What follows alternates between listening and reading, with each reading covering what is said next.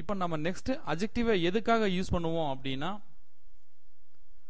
ஒரு பொருள் அல்லது மனிதர்களுடைய உருவ அளவை சைஸை டிஸ்கிரைப் பண்றதுக்காக, ஏதாவது உன்னுடைய சைஸை டிஸ்கிரைப் பண்றதுக்காக நாம அட்ஜெக்டிவை யூஸ் பண்ணுவோம். இப்போ ஹவுஸ் அப்படிங்கிற வார்த்தை எவ்வளவு பெருசா இருக்கு, எந்த அளவில் இருக்கு, பெரிய அளவில் இருக்கு. ஸோ ஹவுஸ் அப்படிங்கிற நவுன் எப்படி இருக்கு அப்படிங்கிறத டிஸ்கிரைப் பண்றதுக்காக நாம யூஸ் பண்ணிருக்கிற இந்த பிக் அப்படிங்கிற வார்த்தை ஒரு அட்ஜெக்டிவ். இந்த அட்ஜெக்டிவ் எதை விவரிக்கிறது?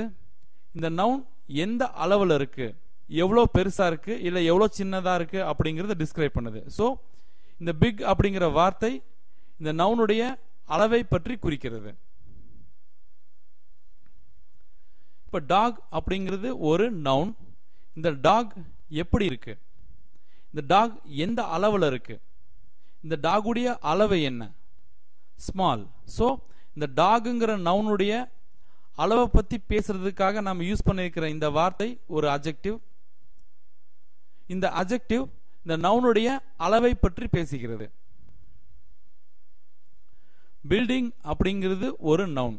பில்டிங் அப்படிங்கிறது ஒரு நவுன். அப்போ இந்த பில்டிங் அப்படிங்கிற நவுன் எப்படி இருக்கு அப்படிங்கிற அதை நம்ம டிஸ்கிரைப் பண்றதுக்காக யூஸ் பண்ணிருக்கிற இந்த டால் அப்படிங்கிற வார்த்தை ஒரு அட்ஜெக்டிவ். இந்த டால் அப்படிங்கிற வார்த்தை இந்த நவுனுடைய அளவை பற்றி பேசுகிறது. கேட் அப்படிங்கிறது ஒரு நவுன். இந்த கேட்டுங்கிற நவுன் எவ்வளவு பெருசு இருக்கு, இல்லை எப்படி இருக்கு அப்படிங்கிறத நாம டிஸ்கிரைப் பண்றதுக்காக யூஸ் பண்ணிருக்கிற வார்த்தை டைனி, அதாவது சின்னதா. அப்போ இந்த டைனிங்கிற வார்த்தை இந்த கேட்டுங்கிற நவுன் எப்படி இருக்குங்கிறத எக்ஸ்பிளைன் பண்ணது இல்லைங்களா?